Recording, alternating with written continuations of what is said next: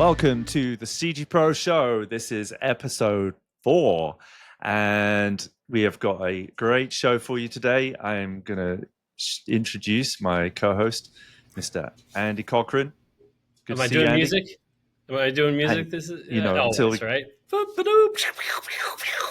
It gets better every time. There we have it. Until we have a professional sound person. We've got Andy. Never. I got it covered. Well, welcome to the CG Pro Show, everybody. We are building this show in real time, and we have a lot to go through today, so I'm going to get stuck in. If you enjoy the show, do subscribe to our newsletter, because you'll hear more about all the shows that we do and podcasts. And if you want to come and join us, come join the Inner Circle. We're in there all the time. That is a subscription community that we love and where we can pour more of this into. We're all pouring into that all the time. And this live show is a little nugget of it that is free to everybody. So I want to introduce our special guest for today, who is Mr. Alan Lasky. Welcome, Alan. Hello. How are you? Doing great. So Alan is a Bond villain, but really he is going to tell you more about himself in just a second. But it's great to have you here, Alan. Thank you very much for joining us. You bet. So, end of the intro to the show is, please do tell us what you think about it. We would love to hear. We are building this show in real time, and we'd love to hear what you enjoy about it and anything that you would love us to add. We are building this in response to the fact the world is bananas at the moment and is moving super fast, and we're trying to keep this agile so that we can keep everybody updated as much as we are. So this is what the show is for. We're going to jump straight in to our first segment, which is the Crazy Corner. So, who wants to go first? Andy? You go first. What you got? For those tuning in for the first time, this is things that have made us go or laugh or scared us throughout the last couple weeks since the last episode, and we have each selected things and not told each other. So, Ed, what has made you go? What horrible thing do I have in store for you this week? All right, here we go. Let me share my screen here.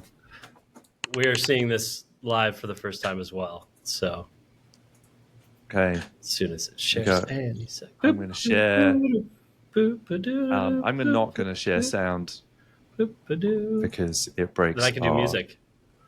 Thing. Here we go. Okay. So this little thing is a robot that will sit on the side of your coffee that you just heated up and cool it down for you. It's a fan. It's wow. A tea fan. This is why human beings are being wiped off the face of the earth, because this is what we think is important to make. I think we've made a thing that it's like I thought it was like, this is the opposite of perpetual motion. This is like creating energy for no reason and then destroying it again for no reason. A question and a statement. The question: is this video from the company that made this robot? I doubt it. I hope not. Because I was going to say, if you have a product, why do you need to use AI? Well, why do you need to use AI to show not your product? Because all of these AI generated images are not their product, which they clearly have in their hands. So I hope this is user generated, because if this is their best attempt, and second, that's not a robot. No, that's a fan. It's a robot. Come on, it's just a very, very. It doesn't even move. Robot. Its only moving part is a fan. It moves. That moves. It's a robot. Anyway, that's what I got for you. That's where the world is going, as far as I'm concerned. Everybody needs one of these. All right, so here's my contribution. If I can, no, I'm gonna have to full screen it after I screen share. Okay, so this is apropos to our topic of the day, which is Sora 2. This should have audio. Yep.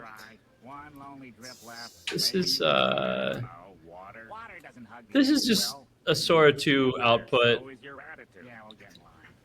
it? Where's my codeine? It was right here. It was right here. Hello? No. Boop. No. Empty. Empty. This is not funny, and I'm not sharing it because it's funny. It's just grape syrup, dude. So let me unshare for a I loved second. how his face jumped onto the other side in the middle. So it's very AI generated. That is one of, I would say, at this point, possibly millions, but definitely tens of thousands of videos that is going to haunt OpenAI into the grave, which is massive copyright violation, allowing users to, that's SpongeBob doing drugs. Like that is taking, not only violating the copyright of whoever owns SpongeBob, but also intentionally damaging that brand. And we're seeing that across historical figures, dead celebrities, live celebrities, major characters, IP, Mario, everything. Sora 2 is one of the most insane things for a multi-billion-dollar megacorp to ever put out there. And we'll talk about it as part of today's topic. But I have seen so many offensive and some even like hate-filled videos coming out of Sora 2. And that one's like the lightest I could find. So we're gonna definitely gonna dive into it as part of today's topic, but Sora 2 is deeply disturbing me. It is deeply disturbing me right now, and we're gonna get into why. Well, thanks for keeping it relatively safe for work, and that was literally the safest I could find. That's good. Good job. All right, next section we have our special guest, and we're gonna do a real quick interview. And we're at some point with this show, we're going to have little interstitials and maybe music, or maybe Andy's going to keep going. No, I do the music. That's half of my job on this show is the music. So Alan,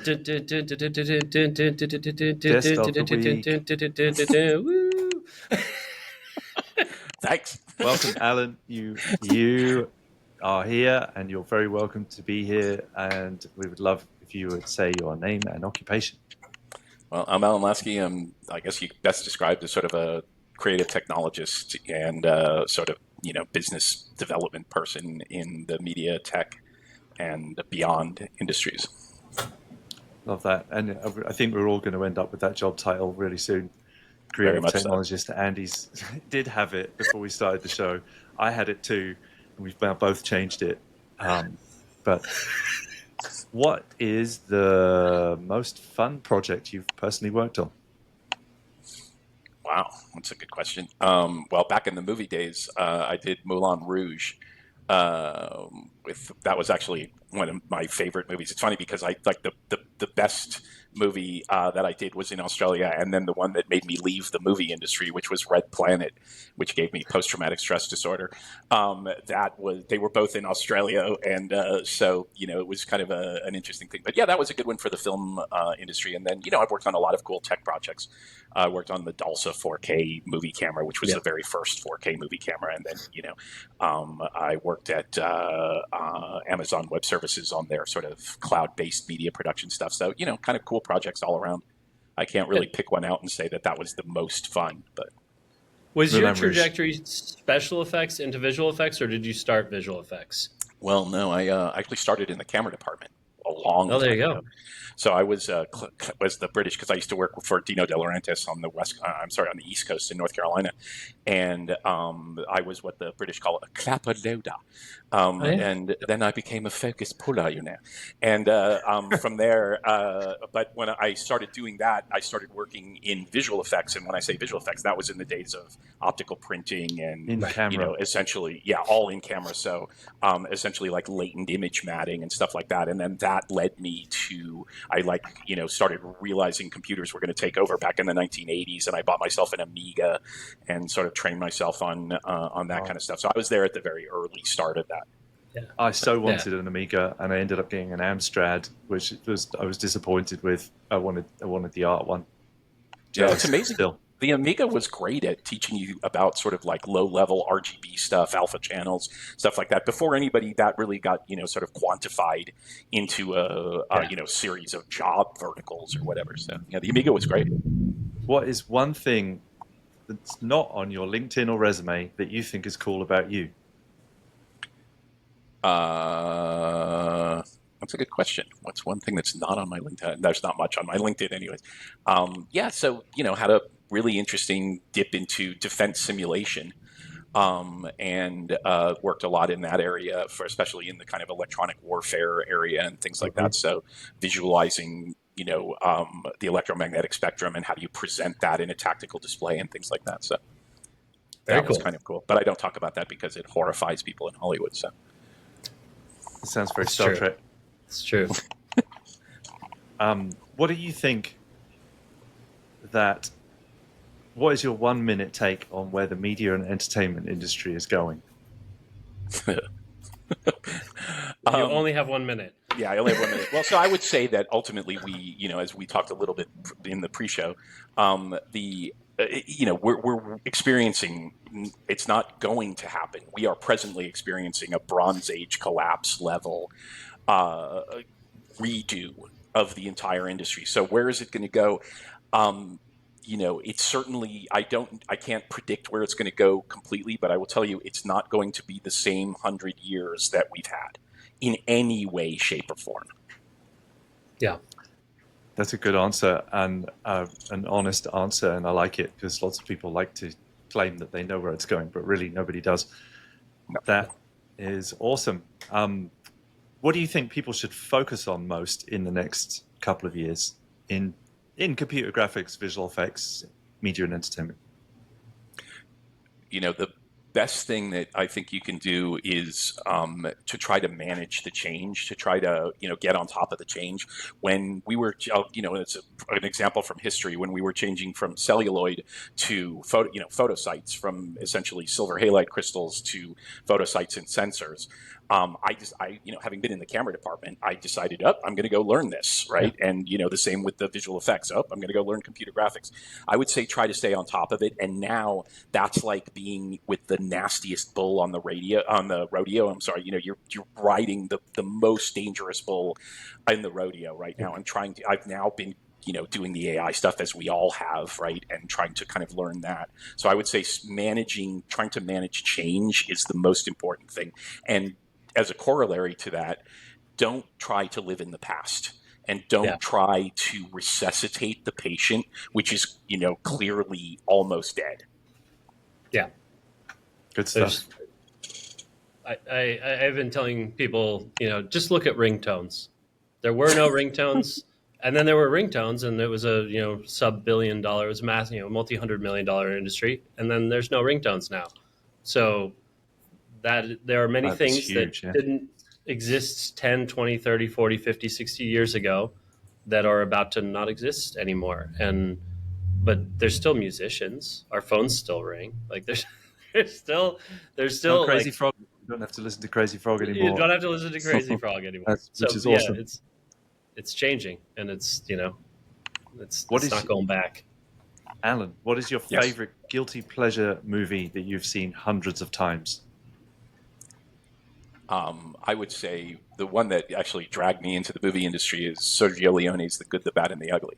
And I will watch it every single time that it comes on because it's just such an amazing piece of work and so far out from everything else. So yeah, I would say The Good, the Bad, and the Ugly. Now you can choose to put it on whenever you like. Do you? Yeah, that's true. Do you still watch it really often? It depends. The thing is that the guy who was the cinematographer, Tonino Deli Colli, was a real hero of mine. So I tend to put it on the sort of 4K Blu-ray, whenever I can, with the sort of restoration quality stuff, because it's beautifully photographed as well. It's not just incredibly weird and a great spaghetti western, but it's and Ennio Morricone, his score is amazing. And so, I tend to try to watch it in the best quality that I can. So I don't tend to stream it very much. All the Italian filmmakers had the best names. Yeah, they totally did. Awesome. Well, thank you. That was our interview in all its glory. Our next section is we are going to go to our highlight item.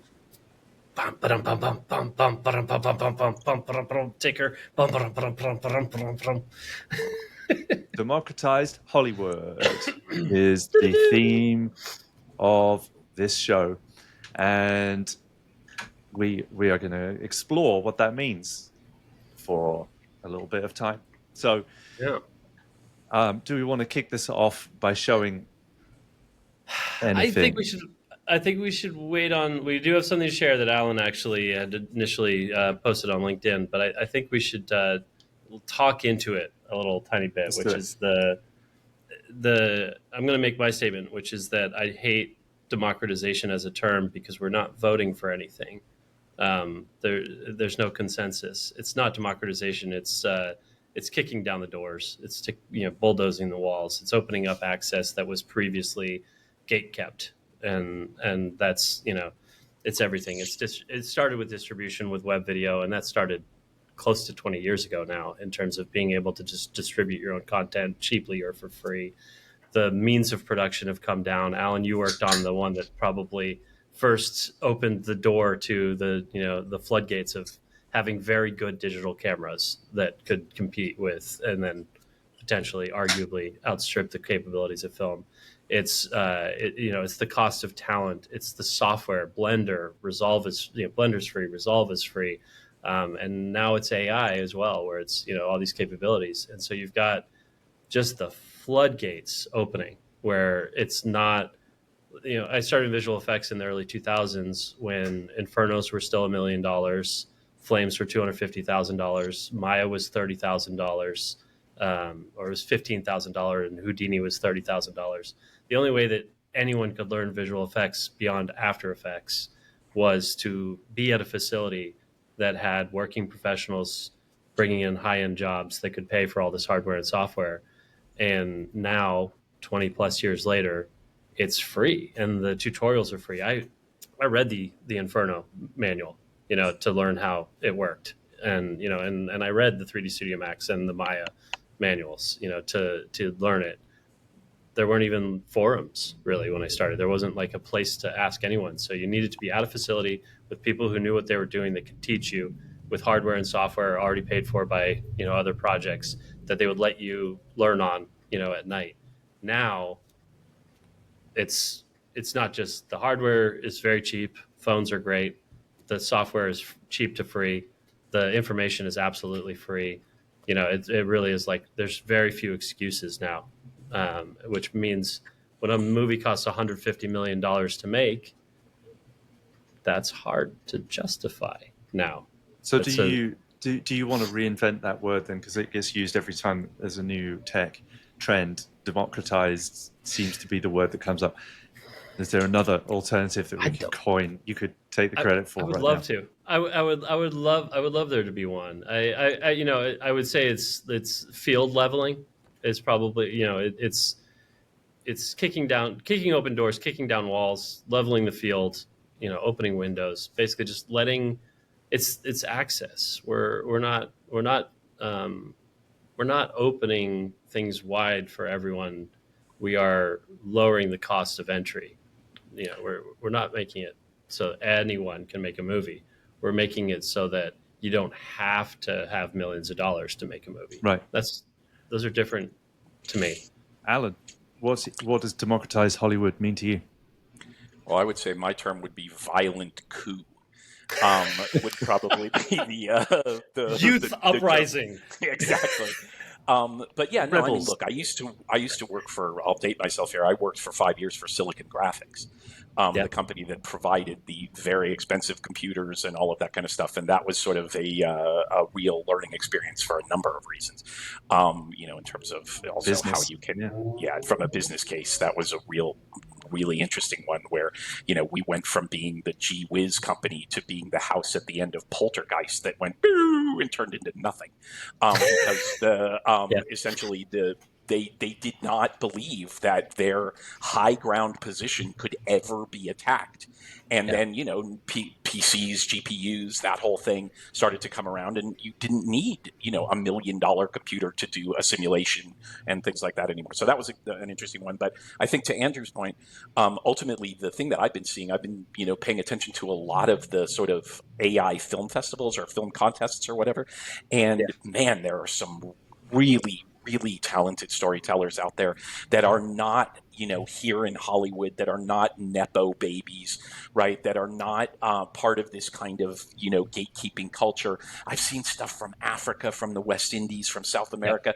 And the idea that now, and especially AI has done this, look, I was on sets with techno cranes and, hundreds of lights and, huge visual effects budgets and everything. And I get it. I know that's how we had to make movies, and it was cool and everything. But ultimately, when you get down to storytelling, the raw element of storytelling, now that you sort of don't need that anymore, that's the real kind of democratization / violent coup / uprising, whatever way you want to characterize it. I've seen stuff that's absolutely brilliant, and I think it's really cool. And I'm not by any chance, by any means, a bleeding heart kind of a person, but I think it's cool that those people get to tell their stories. And you're putting Flow up there right now. I mean, these dudes were from Latvia, right? And they won the Academy Awards, and it's a great movie. And I hope we see more of that. This Flow versus AI is a great sort of use case or example of what's happening to the industry right now. Where Flow was a $3.5 million, 8 people, some undetermined amount of time in terms of how long it actually took to make, wins an Oscar. Just absolutely beautiful. It's a film with no dialogue. There's so many reasons that this film would never have been made if Blender weren't free, basically. And you contrast that with OpenAI is making Critters. They're making the first sort of 100% AI animated film using their various tech, Sora amongst them. That's a $30 million budget, which they're saying it's 30 million instead of 300 million, and we're doing it with a team of 30 instead of a team of 1,000. So it is kind of interesting where the story is quickly becoming that AI is destroying Hollywood, and it's part of what's eroding the castle walls of the gate-kept Hollywood that has existed for 100 years. But Flow is a better example of what's actually happening, which is, as you said, Alan, outside voices, diverse voices, historically sort of unheard voices due to access, knowledge, all of those things. So we're getting sort of everyone has equal opportunity to a certain degree. The costs have come way, way, way down, and it's not AI that's made it come way, way down. It's like I said, you can shoot on your cell phone and edit and resolve and do your CG in Blender, and it's basically free. It's just time and knowledge. This is Critters. This is the $30 million film.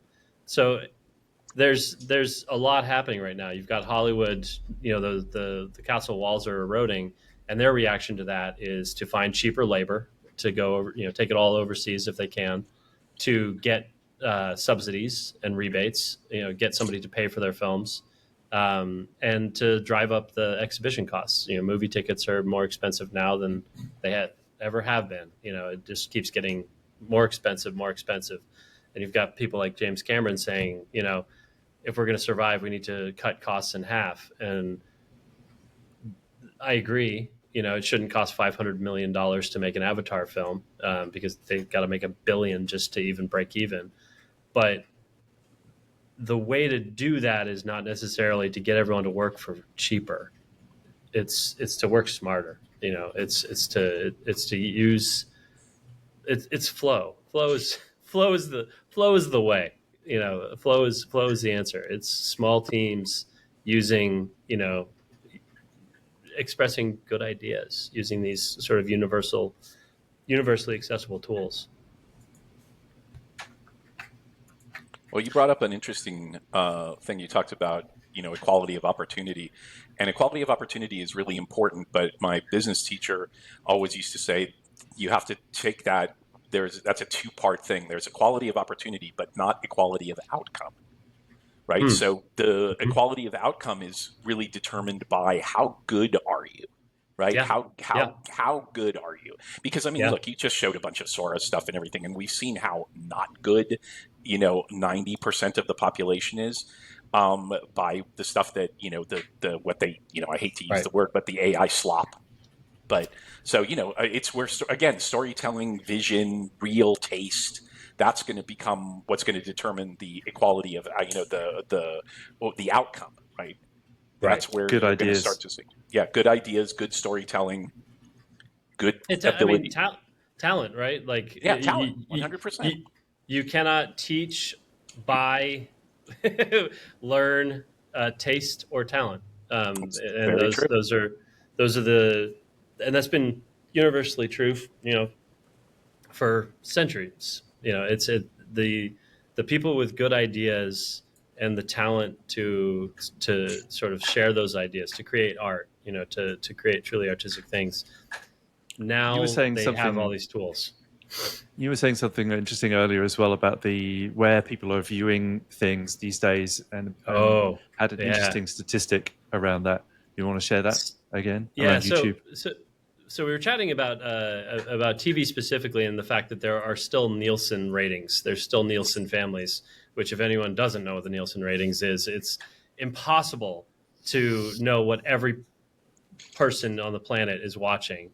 And so they take a very small subset of families. I know, I'm getting to that. There's a very small subset of families where they have a box on the, if they're watching broadcast TV, or, software, if they're watching streaming, to track what they watch. And then that becomes, you've heard 5 share, 1 share, 2 share. That's how many millions of people, the share of all watching that went to that show. And that is, the Nielsen ratings are a 1-to-1 relationship to how much value TV commercials have, how much they can charge. They can say, like, this show gets a 5 share. That's 5 million people watching this show. Anybody that's paying attention knows 5 million is not a big number anymore. On YouTube, to be monetized, you need 10 million views. You need a 10 share, which there are almost no TV shows on the planet that have ever gotten a 10 share, according to the Nielsen ratings. And so the Tinkerbell keep clapping and we'll keep the fairy alive of Hollywood, the lie of Hollywood, is that TV commercials are worth more than other things. And the one number that I keep going back to is 51% of all watched hours on smart TVs, not laptops, not tablets, not phones, just on smart TVs. 51% is YouTube. That means 49% is every streaming service, every broadcast channel, every other, Twitch, TikTok, Instagram, every other source of video combined is less than YouTube. On TVs, though, specifically, on smart not TVs. Just on people's phones. So then you add, then you add all the other devices, and suddenly YouTube is the biggest TV channel. It is bigger than everyone else combined, measurably, demonstrably. And so the traditional Hollywood is holding on, especially the networks, are holding on to this concept of the Nielsen rating, defining the value of a TV show. Jimmy Kimmel is worth this because the Nielsen ratings say this is how many people are watching Jimmy Kimmel. YouTube, meanwhile, will be like, this is the age, gender, name, location, shopping preference, everything you possibly want to know, not about your audience, but about every single one of your viewers. Do you want to know if this person has watched your show? That data is available. And we can also tell you when they stopped watching your show. So the value of a YouTube video is, in every measurable metric, greater than the value of every other form of commercial on the planet in terms of video commercials. That's really a lie Hollywood does not want to be saying out loud right now, because that collapses everything.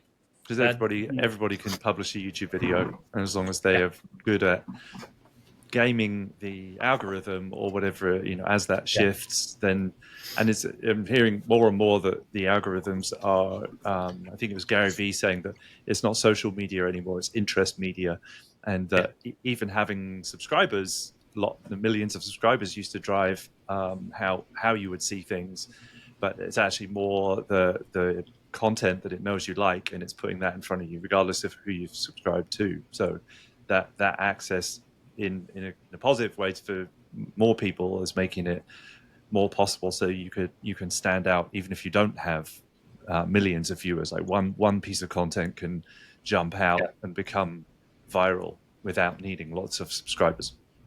the challenge for Hollywood, and the reason that they're holding on so tight to the Nielsen structure for streaming and for TV, is all those views on YouTube are distributed across tens of millions of channels. And so there is no slice of pie on YouTube big enough. Mr. Beast and 100 other, maybe 1,000 other creators are maybe getting big enough slices of pie to be producing top tier content, to earning enough to spend enough to make good content. So Hollywood is really trying to hold on to the status quo, because the truth is, if that status quo goes away and there is a total collapse of TV advertising value, which there should be because it's facts, if that collapse happens, there is no way really to guarantee that you can make enough money on these other, YouTube and all streaming platforms, that you can continue to produce content. And they're really just trying to hold everything together. And that's very much broadcast, but it does apply to the streaming networks as well. It is a part of broadcast now, legitimately. It's a section, but bigger part of broadcast than all the other parts. We've got a couple of questions that are coming here from the live studio audience. Somebody asks, so then are we talking about the business model changing that levels the field? Is that a question? It has a question mark at the end of it. Does that level the field, I guess, would be the question, if the business model changes. Does it level the field? I'm not sure I would characterize that, my question that way, but yeah, I mean, I think the business model is changing. I mean, and we're right now look, you guys have seen the news, and we don't have to go through the doom and gloom stuff and everything. It's,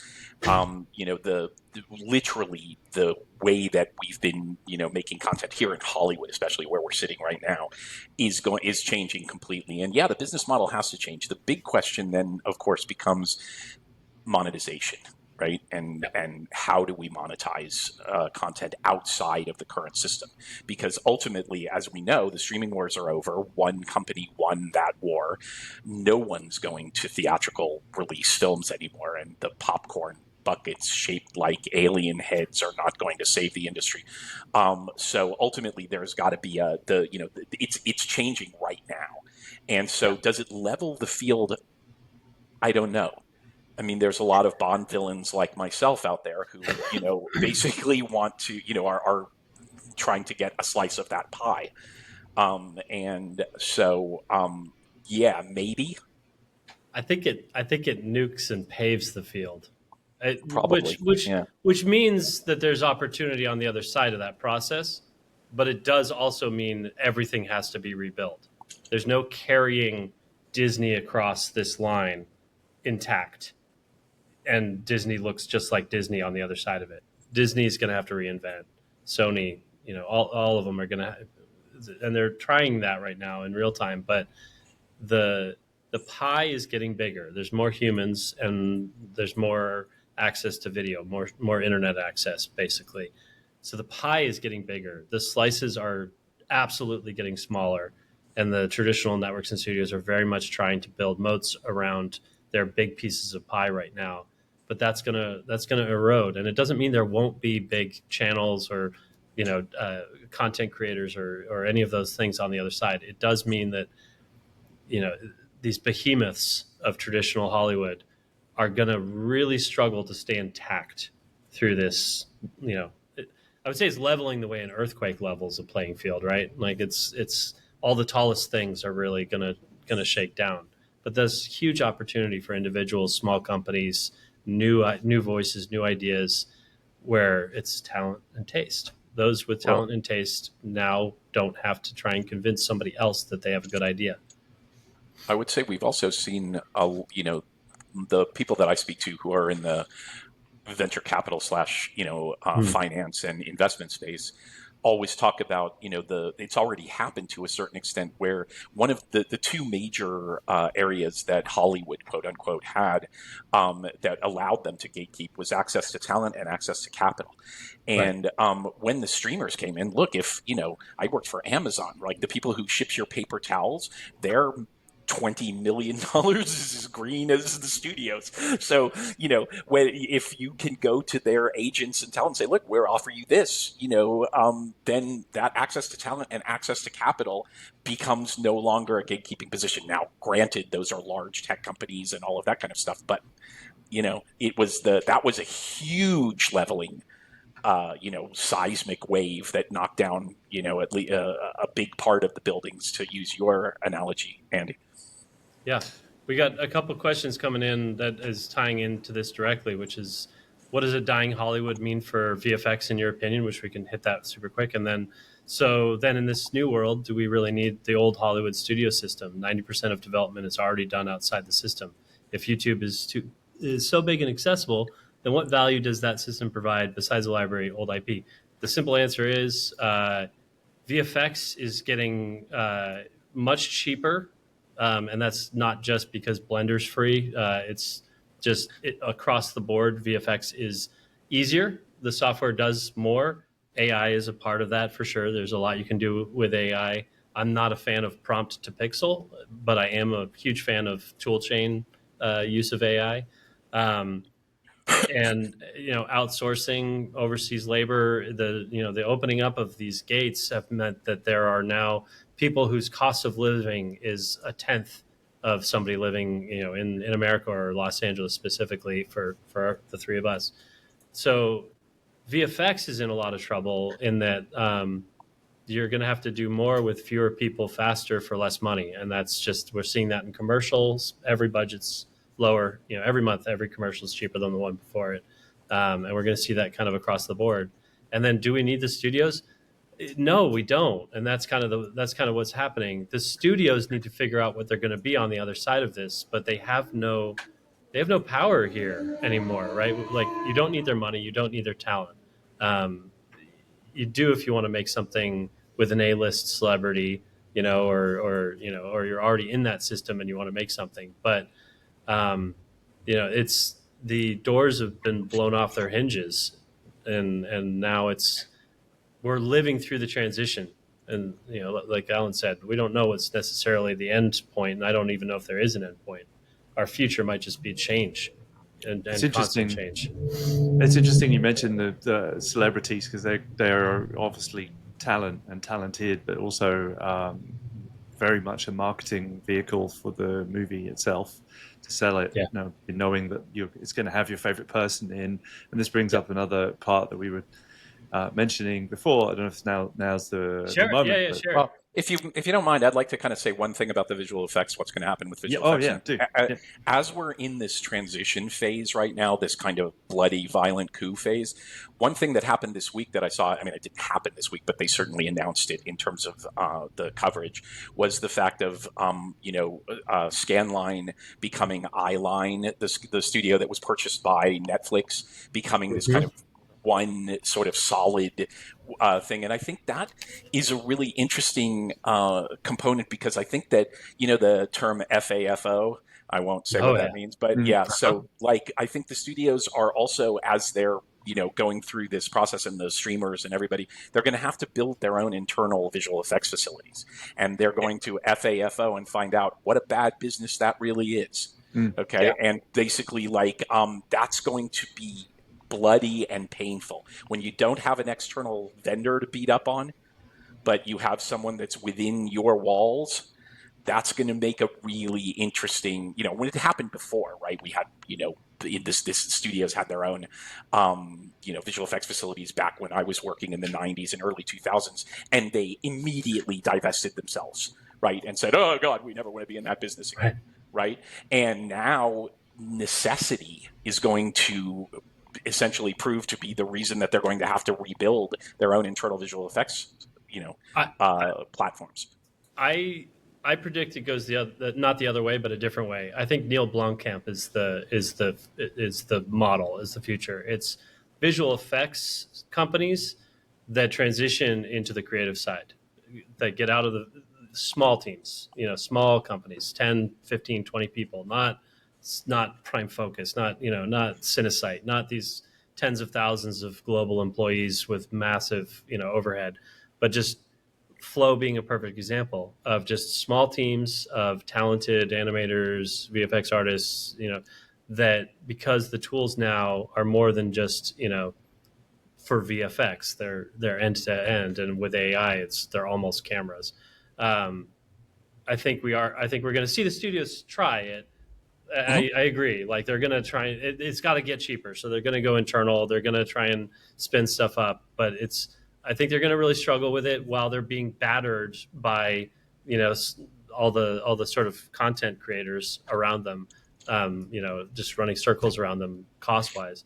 But I think that the opportunity, looking ahead through the stormy waters, is actually sort of technicians that are creative but have always been vendors that have not been in that driver's seat of the creative. Now there's opportunity. Now it's like, hey, you've always been saying you wanted to make that movie. Now's the time. Now's the opportunity to make that movie. So I don't know. See. We'll see. We will see. Yeah, we should put money. We should have a betting. Betting table. You got to look at this now in terms of like 5-year chunks, because that might happen over 5 years, but 5 years after that, right? So anyway, totally. But Ed, you were teeing up the sort of branded content story, so I didn't want to. Yeah, go for it. Alan, do you want to talk about just the pieces of this as Ed hits play on it? Like what it is? This was brought to my attention mainly because. And what we're talking about here is something called the Tiger, which, for lack of a better word, we're going to call branded content, which was made for Fashion Week. And it was made by Gucci. Gucci essentially was the financier, and it's Gucci branded content. And this is, you talk about Hollywood talent. Someone sent it to me, and they sent it to me because it had a really interesting AI sequence in it, which I thought was one of the first kind of crazy AI scenes that really was woven very well into the narrative. But as you can see, these are not inexpensive people that are on the screen right now. Let's just say that. And so, it's interesting to me that they were more interesting than the AI side of it is this, you look at these two people right here, actually, and there's someone out of focus in the background who's not inexpensive either. He's walking towards us right now.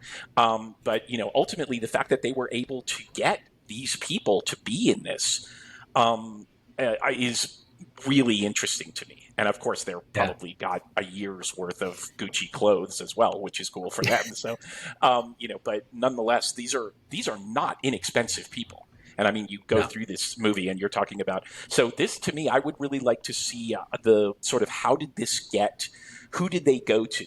Like in terms of the agency and, all of this. And this is Spike Jonze. And I'm sorry, there's a young lady who co-directed it with him, whose name I don't want to butcher, so you should look it up. But this is a really good example of where Hollywood might be going, especially at the super high-end talent side of things. So I mean, obviously you've got Ed Harris, you've got the direction that I think this is going is really interesting, because this is simultaneously maybe a way for A-list Hollywood to hang on to their big budgets. And it's also a new direction for commercials. This is a Gucci commercial. It's released on the Gucci channel. They're all wearing Gucci. There's Gucci all over it. The title card says Gucci. There is no sort of hiding that this is not a Gucci commercial. It's a 30-something minute long short film. Like you said, it's A-list talent across the board. There's nothing about this that's not top tier. And expensive. Yeah, and look when they. I'm sorry to interrupt, but look who this is, right? Yeah. And they just reveal him, right? Again, these are not inexpensive people. Yeah, it's Ed Norton. Yeah, we just got Ed Norton. This is an interesting move, because this is there's a sort of truth to Hollywood, which is that many things are financially supported by commercials, careers. Companies. There's a lot of companies that do a lot of commercials and a little bit of other stuff that they want to be doing more. They'll work on features, but the commercials really keeps the lights on. And commercial budgets have been in free fall since for 5 years plus. And like I said, you've got people right now that don't touch a commercial for less than $1 million fighting tooth and nail for a $90,000 commercial right now. There's just a ton of downward pressure in the commercial world. This people need is to work not even a $90,000 commercial. No. This is not an idea. And so, like, this is interesting because it's both a brand spending big and Hollywood, maintaining big budget production. I would not call this selling out per se. I watched it all. It doesn't feel like they're selling out. But it's also not a commercial. And it's absolutely. So you only have to look at the earrings in these shots to know what, Yeah. It's this is, and again, product placement used to be sort of the thing that we never talked about, but it propped up many features. Now it's just like the product placement's the story. Literally, the product. Yeah. The product is the story. It's 100%. about the Gucci family in the case of this one. But then this, when we were talking about this before the show, I brought up the BMW films, which I think is there's a very direct DNA line from the BMW films to this. The BMW films absolutely became the Transporter series. Like, it's just a one-to-one, but I would say the BMW films were more films, less. It was a guy driving a BMW. Whereas this now is like a Gucci commercial. The BMW films were called the BMW films. They were put out there by BMW. They had top tier talent, but it's an interesting evolution, and it's interesting that the primary release of this is YouTube, whereas the BMW films, they didn't predate the internet video sort of climb, but they were really early. They were very, very early in the internet, and just chronologically speaking. Speaking of early, we're late, and we are going to keep going in a minute with our next section, which is our news of the week. Cue the music. There's a whole lot more to say. Buying you time to change your screen. I'm ready. You can keep going though if you want.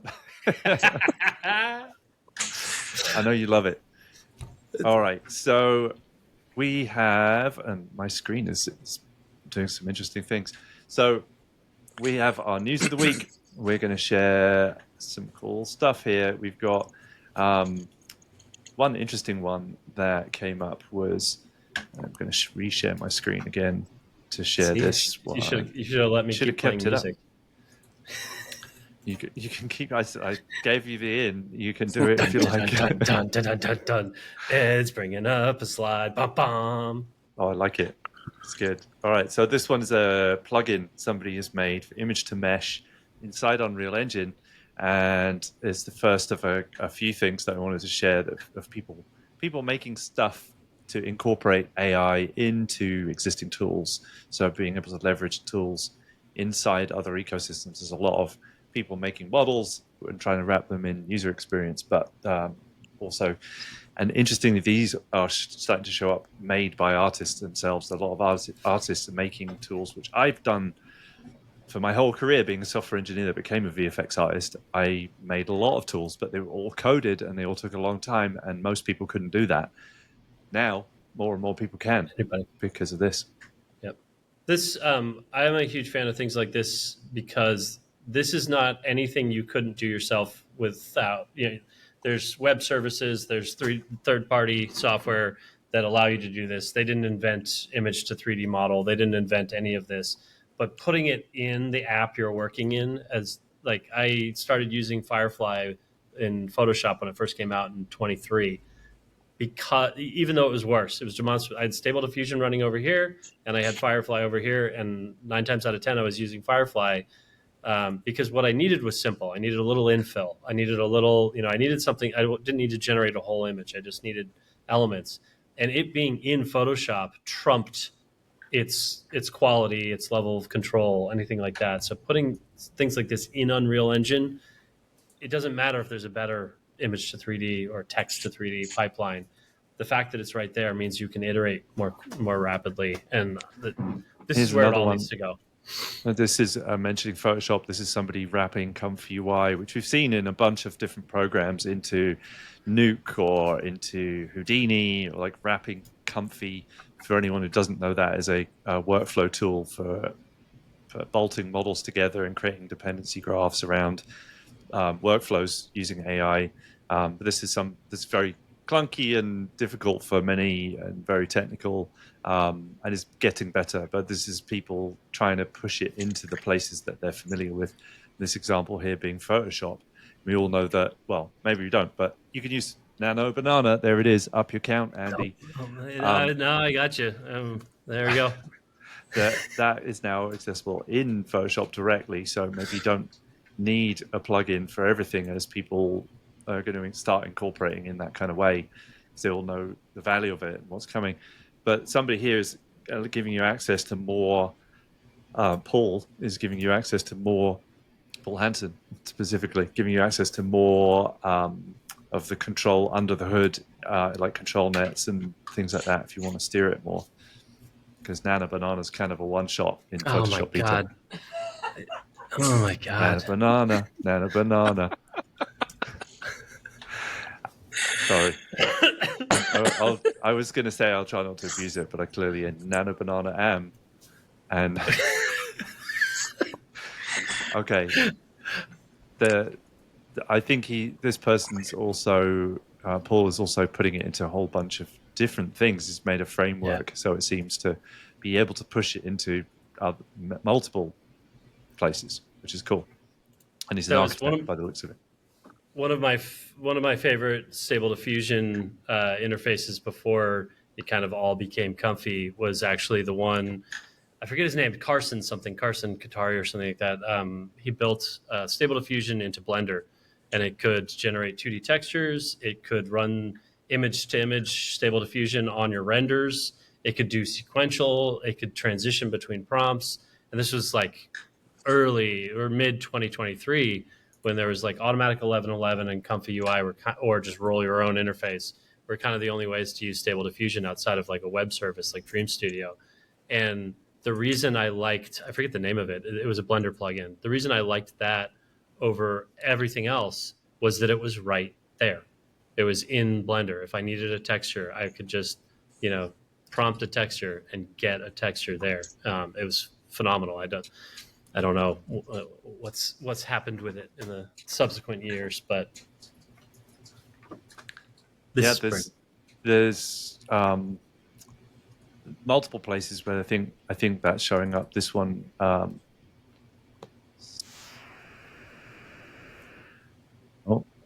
Still sound okay. So yeah, this one's in Nuke again. Somebody using what is it? What is he using in Nuke? Nano Banana. I was gonna say it's probably Nano Banana. I said it. Say it. Yeah. Anyone who can't see this, Andy has to up his Banana count every time someone says it. In case you don't get what we're doing. Anyway, so Ed gets paid. He's getting kickbacks. I do so much money. Some nano ones. Just get paid in nano bananas, really tiny bananas. So yeah, this is leveraging the tools, but artists wanting it in the place they're comfortable, right? That's the thing that people clearly want, and they're making it because they can, and that seems to be like nature sort of taking care of things, democratization in this sense too, which I that was my special sauce when I was a VFX artist, was being able to code, and now I think it still is, but it's not quite as special as it was, and it's really cool because all of the ingenuity and imagination and creativity here is allowing people to make the tools do more than the tool companies themselves can't keep up or necessarily think of all the ideas that people want. And they're all opening up. Yeah, it's been pretty amazing to me to watch because, you're always going to gravitate towards the path of least resistance. So you're, things like doing generative fill in Photoshop, and then I've been using a lot of the Boris FX tools and Silhouette in particular, the AIML extensions for Roto. And, like most people, you talk about roto and their eyes glaze over because they don't know what you're talking about unless you're a visual effects person. And look, I mean, the AI ML extensions in Silhouette specifically, but they're across the board, sort of been woven into a lot of the Boris FX tools.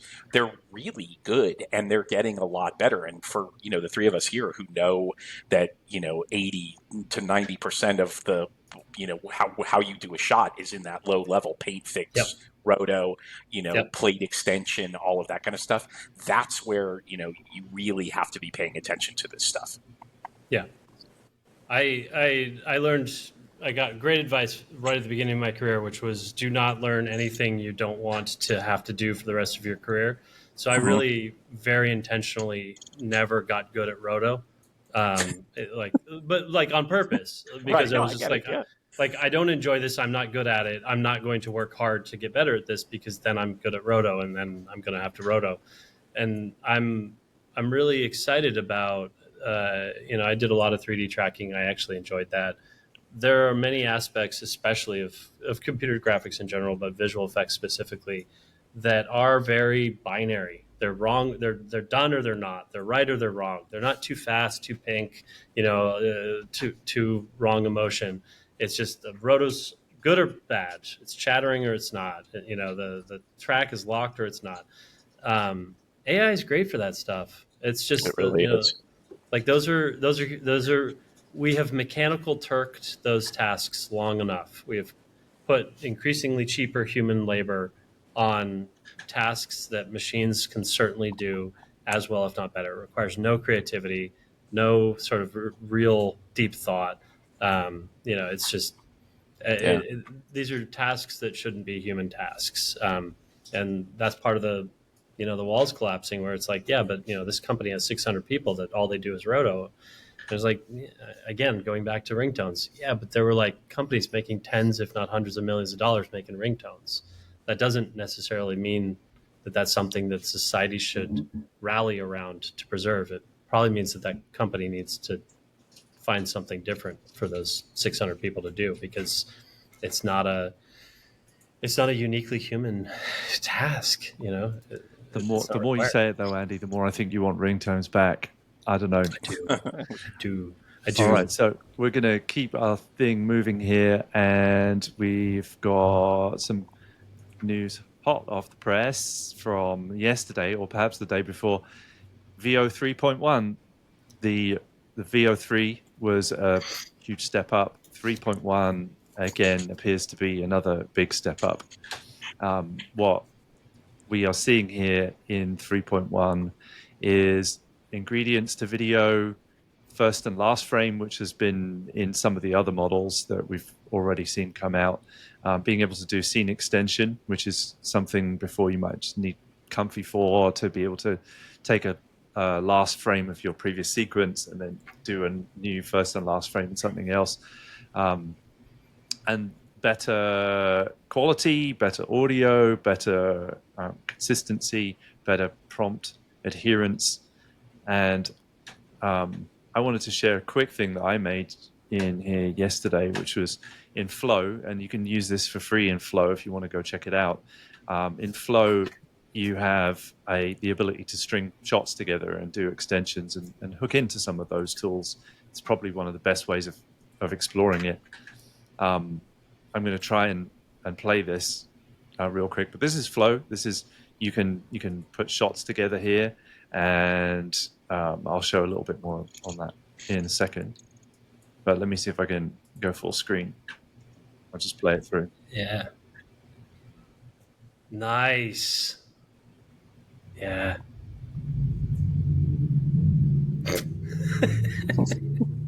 It's funny that it can make a car transform, but it can't make a human enter frame naturally. I know. It had to dissolve them. It had to dissolve them in, but it couldn't. It's really funny. Yeah. That's I have to say, super nice. I've been using Flow now for like, I don't know, a month and a half, 2 months, something like that. And this is that tool, and I used all of these AI tools just to kind of see what they're like. This one seems to me to be the most filmmaker friendly. Yeah. Yeah. Well, that's something I think we talked about it last week, but I've been talking about it a lot with folks off the show, that the best work that I see, the things that I see and I actually watch all the way through, are predominantly creatives using AI tools Yes. that technicians are poo-pooing. Higgsfield and Runway and like these online, Midjourney. The best work is not coming out of the best technicians. The tech, the Comfy UI wizards out there that are just doing absolutely insane flows with all this control. They're doing amazing tech demos and they're posting incredible workflows. The work that I see that I think is interesting, funny, well made, whatever, is all coming out of the very easy to use, prosumer, mostly web-based tools. And I think it's because it's creativity, it's talent, There's two ends of the spectrum. You've got creative and tech, and most people are somewhere on that spectrum. And people who are really creative generally are not wanting to jump in and understand what a VAE encoder means in Comfy UI. They want to be able to, as Alan said, use something in this kind of way, which is this tool's really simple. It's too simple for some people, and they may evolve to have a better user experience in here and have more of it, or it may just start appearing more and more in Resolve or Premiere or whatever. But with this, you can do like extend the shot and then say, for that first shot, what do you want to happen next, and do some infilling there, or do you want to? Super easy, yeah. It's very, very simple to use. Again, too simple for some, but I think really useful. That's the thing, right? It's like it's people with ideas that are going to do the best stuff. It's really doesn't come down to the tool, and it shouldn't, and it never has. Here's another one with Weevy, which I think we shared more last week. And in this case, Weevy has kind of done two things. One is to accumulate the model use and just charge you once for a bunch of credits, and then you can try all the models that it supports. And they're pretty up to date. They're already up to 3.1. It's only been out for a day or something. But you can buy a bunch of credits, and then you can click on these. Do they have Nano Banana? Yeah, oh man, what do you think? Shameless, Andrew. Shameless. There it is. Full frame. I think that counts. I'm going to count Nano that. Banana, you can have it in text or audio. Well, that definitely counts. Nano Banana. Sorry, I did say I wouldn't abuse it. I was lying. I like this. I like Weevy. It doesn't have nearly as much fine-grained control as Comfy UI, but it's way, way easier to use. And the fact you can experiment with all these models with that's really cool. Actually, credits is I like seeing that kind of node-based, kind of link to all the different models. That's cool. Yeah, this example here is just a prompt going into Nano Banana, and then that feeds into as a frame. You can art direct your frame into all the other models. Yeah. So this example here, I put it into, and so I wanted to test them. I wanted to test Luma. Yeah, that's great. Yeah. VO 3.1 and VO and his Sora 2, which did a really weird thing camera-wise, and that was kind of bizarre. Otherwise, visually, it sort of looked all right. But then I tested, just turn the sound off for these, because some of them do make sound. Oh, that's this nice. Is VO3. That's really nice. That's really nice. It did a great job. Fantastic. That was VO3. That's really good. And then because VO 3.1 came in. Just this is Weevy, W-E-A-V-Y, Weevy? Weevy.ai, yeah. Okay. Yeah, it's just an interface. It's like instead of Comfy UI, Weevy. Yeah, no, I want to go look at it after we're done, so I just want to make sure I know what the name is. I would like to point out that Ed's use of fine-grained control when comparing this to Comfy UI is a very polite way of saying lack of disastrous obfuscation. So there's always multiple ways to say it. This is very simple, and you can still do stuff in here. Like if you look at the nodes, you've got prompts, you can import, you can use LoRa's, you can do, there's like 3D, there's video, there's image, there's tools, so you can have like This is great. Compositing and I was LoRa hoping usage. a tool like this would come around. Here you go. Here it is. We'll That's share really some links to that. You can, Cool. in fact, you can use LoRa's and control nets, and they've got access to WAN and stable diffusion models and Runway and Gemini and all the AI API stuff you would need API for, and therefore have to sign up for API and buy all the credits for each thing. Here is you're probably paying a little bit more, but it's nice to be able to do it. And the other cool thing is on the nodes here, you see like there's versions, so you can like keep your versions in the workflow and cycle through them and even reuse them if you want. You can switch that. A lot. Yeah, I like it too. This is really cool. Really cool. This was. I haven't seen this. When was this released? It's been out for a minute. Yeah, I'm not sure specifically when it came out, but it's been out for a minute, at least 1 minute. So the 3.5 minutes. There we have it. We have it. During the show, this is when it came out. Exactly. This was 3.1, just to share that real quick. 3.1, I was much better with the camera. In this camera move, I said, and the robot. I said two things: make the robot walk forwards, and I want the camera to boom up a little bit as it goes through. And it kind of went forwards as well as booming up, but it did go up, whereas the other models didn't go up. Right. So that was kind of nice. And the quality is maybe slightly better. Like you can see the wheat, the barley interacting with the character a little bit more. Some of the stuff is insane. I think also, getting tools to be this easy also speaks to how Hollywood needs to evolve. I'm still not a fan of this being your final output. I think as a creative, you want more control, and you don't want your final image to be a pile of caveats of VO 3.1 couldn't quite do character consistency. That's not what you want as a creative. However, the Pixar model, which I think even Pixar has abandoned, of iterative refinement of the entire film, make the film 3, 4, 5, 6, 7 times. This, I think, is really a glimpse of that. Instead of write your script once, do one pre-production, do one shoot, edit, do one reshoot, finish your edit, do your visual effects. These sort of each phase gets an amount of time and money, and it's sort of time to move on at the end of it that Hollywood is kind of doing now. This kind of tool, if you're a director, producer, small team, 3-4 people, even just one person, you could absolutely make version 1 of your film using tools like this as a way of kind of figuring out is the character empathetic? Does that story beat work? Is that sequence even necessary? Those things that Hollywood figures out to the tune of hundreds of millions of dollars, while the train is moving. This to me is how Hollywood saves money. Is a movie doesn't take 8 months; it takes 3 years, and the first year looks like this. And it's just, does anyone care? Does anyone care about this character? Is this story working on any level? And that's why I'm a huge fan of these tools. Not because I think we need more control. We just need something that's very easy to use, so creatives can just move fast, move at the speed of thought, and try stuff.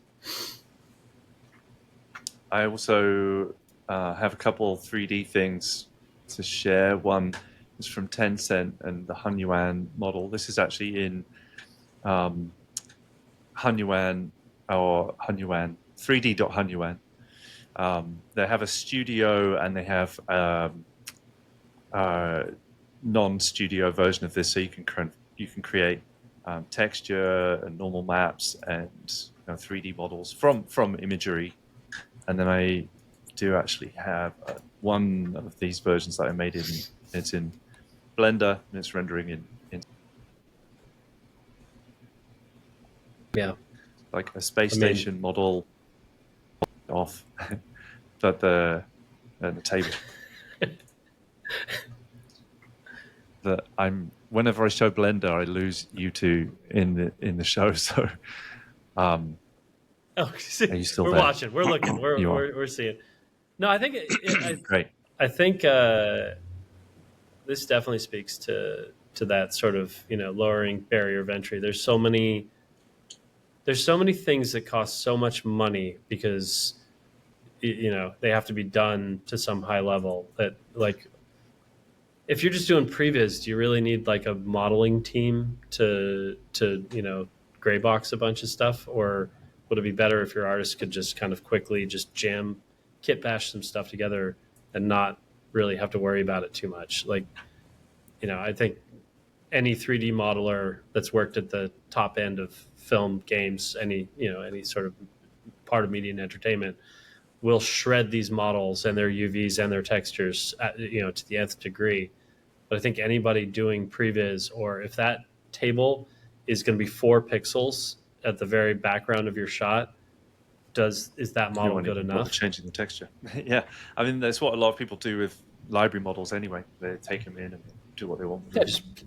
Well, and that's the thing too, that I think the Blender went from sort of kids, nobody doing professional high-end work, to now there's big studios that have small Blender teams starting to do stuff. What the Blender artists, the folks that have come up through Blender, they're only Blender users in terms of their career.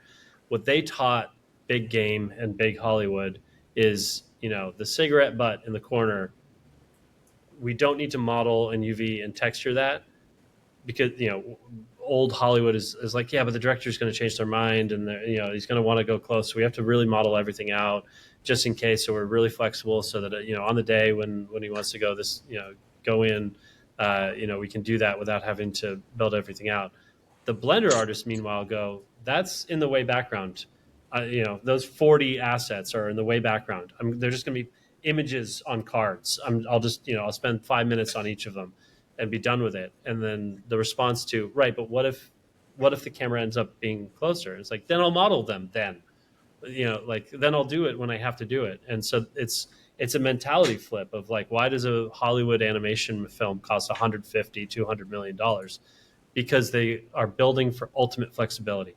They're allowing the creatives to do anything they want and supporting that, and wasting time and effort on things that will either never be seen as close as they've been designed to be seen, or will be changed completely before it matters, and thus bought 2, 3, 4 times as they redo it. And that's like the power of these tools, is just do a vomit pass of a layout. Just give me school desk, give me trash can, give me this. Figure out what matters and then dive in on those things that matter. This is too close. We need to model that one. This one's too close. That's how you get to a small team. That's how you get to a small budget. That's how you get to a short production cycle. Not by paying everybody less, but by actually only really focusing your efforts and your energies on things that matter.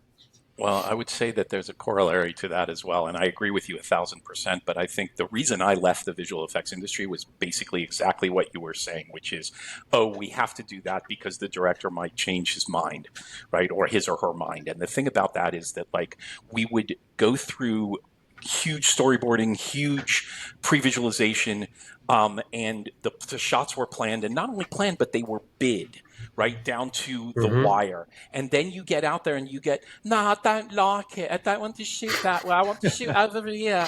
I don't like it. I don't want that. And then why does it have to be a British person? Sorry, diva? This is a targeted hate crime. Yeah, it is a targeted hate crime based on somebody I worked with. So Yeah. But the thing is that ultimately, I don't think we can. These top end creatives who are expected to have the magic carpet rolled out for them, that can't be the way we do things anymore. It's already over. Yeah, it's already we over. can't. And it's not about cutting off creatives. No, it's about forcing creatives to do their goddamn jobs. Your job is to write this, to hone that story to perfection, to storyboard, previs, plan, however you got to do it, to prep, to block and shoot and animate, to make decisions that are sometimes the wrong decision. What was the South Park song? What would Brian Boitano do? He'd make a plan and follow through. So that's what we're asking for. Make a plan, put it down, and then let's go shoot that. Because that's all we have budget for. Yep. There was a bunch of interviews before John Carter of Mars bombed with Andrew Stanton, and I forget who his directing partner on that film was. It was his first, he's a Pixar director, definitely knew what he was doing in a storytelling sense. It was his first live action experience, $250 million, I think they spent. And they were doing the press junket leading into it. And he was like, it was crazy. We would just come up with ideas and they would do it. It was amazing. We would say, oh, I want a chicken. And then like it'd be in the middle of the Mojave Desert in the middle of nowhere. And then a chicken would show up. It was great. And then the movie bombed. And it turns out that everything he was saying as an awesome thing was actually one of the reasons why it cost so much and why the emphasis and the money went into something other than it should have. He is now a very successful, very talented TV director, and he does still work with Pixar. Thankfully it didn't end his career, but it was exactly that. He wasn't an asshole. He's by all accounts a great guy, but there was nobody forcing him to do his job. It's not about saying no. It's not about shutting down. It's not about treating creatives like children, but it is about saying you've got a job right now. And that job is to take the idea in your head and get it onto the screen with the amount of money and people and time that we agreed it would be done. You have a job to do. And whatever you need to do your job, you need to do it. Storyboard, previs, talk to somebody, shoot it on your iPhone, whatever you got to do. This is where we go back to this idea of now what's going to happen when the studios and the streamers have to four-wall their own visual effects facilities, and they're going to start to realize that change orders actually matter. Yeah. Yep. And there's a reason why all those companies went out of business, and it wasn't bad management. Nope. It was complete BS like that. Yeah. It was, we're going to change. I worked on Terminator Salvation, and we redid the entire, all the way down to the 3D model of one of the main characters 30 days from premiere. Oh, yeah. Total I've been start there, over. dude. Total I've start done over. a lot of those. And it was BS. And it was BS. It was BS. BS. Yes, it's BS. It was total BS. It was like, you've been working on this film for years. Now, 30 days from your film hitting screens, you've decided to change a core design aspect of one of your characters because you don't like it. Like that's unacceptable. I don't like it. Always the British diva that is to blame. Speaking of British divas. Yeah, here he comes. I got no British diva. I didn't get to say Nano Banana, so I just want to do that. Maybe you did. I just did say. You did. It counts, by the way. It's anyone who says it. All right. Did we really quickly we're running so over as per usual. Yeah, we really quickly want to talk about Tilly Norwood? Oh, I don't know. Yeah. That's a long discussion. Tilly Norwood. That's longer. Go. Alan. Yeah, so I've been following the Tilly Norwood thing since it broke. And, I come at it from a different side of things because, there's obviously the histrionics that the actors and the rest of the industry is going through. I come at it from the venture capital and sort of investment side.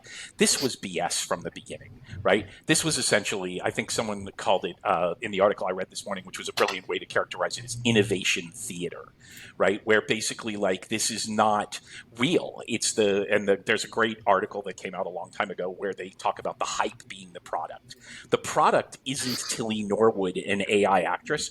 The product is the hype that it generated, where you've got, people literally becoming apoplectic and saying it's the end of the world and this and that and the other.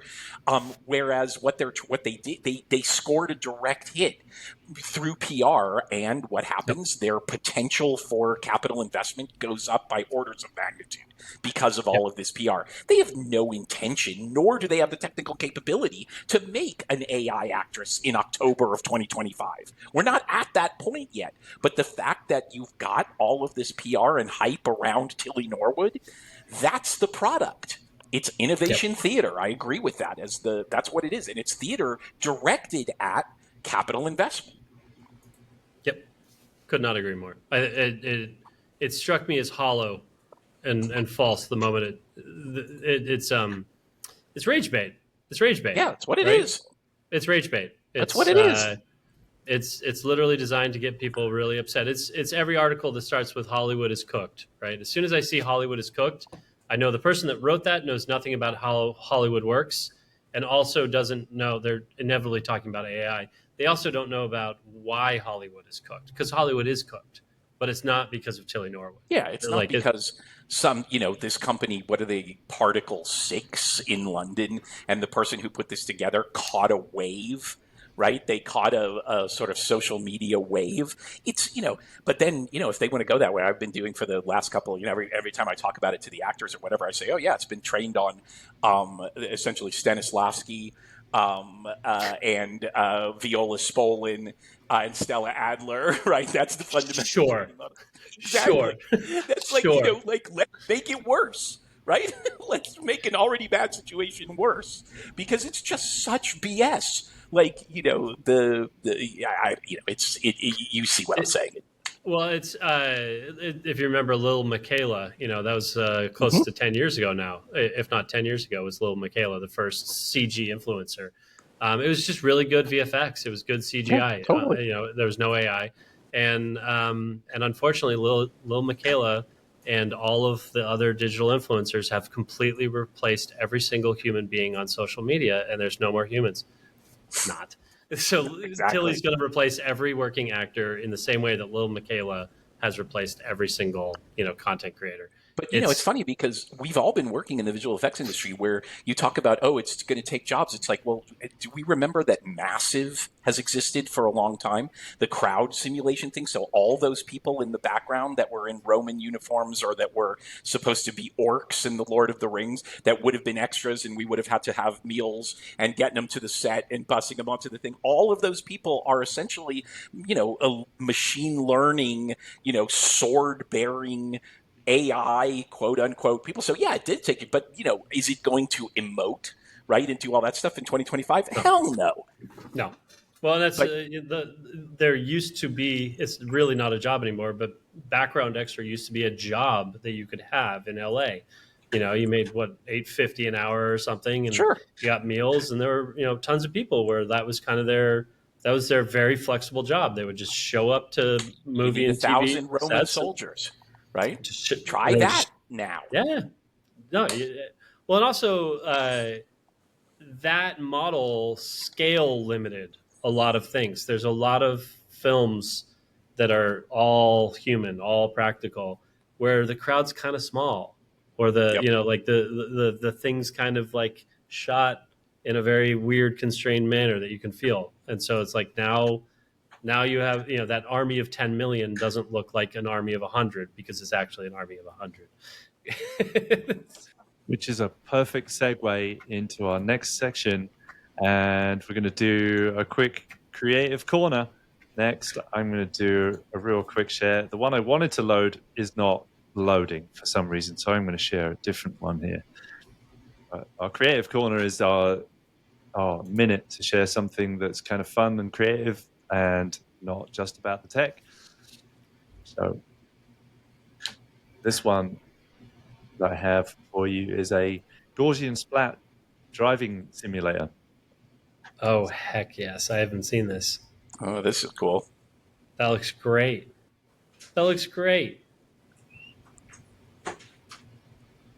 That's totally what I want to do.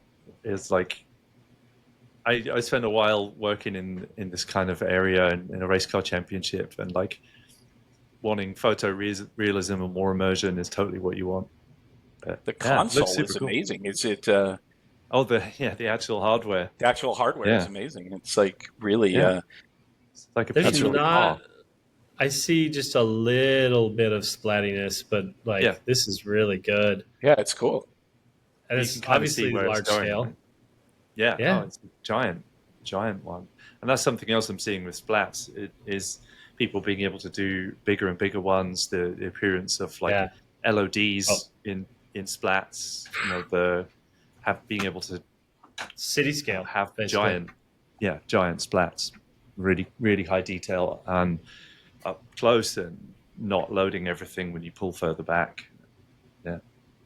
Creative corner. There we have it. I love it. There we go. Do we want to end with our gadget of the week? Let's do it. What you got? All right. You mean it's not the thing that blows on your tea or or your soup that you showed earlier? That's not the gadget of the week. Those. Although if the makers of the wonderful cat fan, whatever it's called, want to send us one, please do. We'll put it in the show again if you do. And if not, give me $2 in parts and a 3D printer. Andy, you should just make one. I You should should just at make this point. one. I'm just angry enough about it as a product that I might. I'm going to share something off my desk this week because Excuse me. that is what I can see in front of me. But somebody asked me to start sharing some of the gadgets that I use around my station here. This one is a particular favorite. This is the Stream Deck. So it's not anything new. These things have been around for a while. But I use this all the time, especially for doing podcasting and live shows like this, and for recording. I have it has a few dials at the bottom and buttons, and then like a little, very tiny little screen. But it's super cool. You can adjust. I have this like attached to the volume in my computer, so I can turn that up and down really easy. There's pages of buttons that you just get it in focus. It's a touch screen, yeah? Yeah, you're swiping. It's like a touch screen, so you can page through the buttons. I have like a whole rack of timers there. I can just start when I feel like it. That's a pretty useful thing to be able to do. And I got a lot of like OBS stuff there, so buttons to be able to use OBS really quickly and just be able to press record and stop. And I am a huge fan of this. Use it all the time. There you can see them in a lot of virtual production studios and podcast studios, I'm sure. But I really like this one. This mix of it doesn't have 1,000 buttons. Doesn't need it. But it's a cool little thing. Our gadget of the week. Love it. All right, I have one of those. I like. You do?